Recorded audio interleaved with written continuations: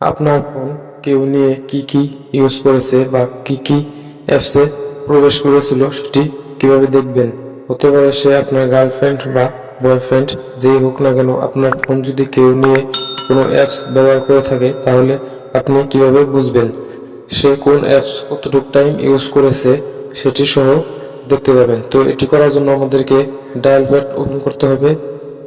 এখানে লিখতে হবে ***4636#**** এটি লেখার পর আমাদের এখানে জি অপশন শো হবে। এখানে দ্বিতীয় নম্বরে যে ইউজিং স্ট্যাটাস অপশনটি আছে সেখানে ক্লিক করব।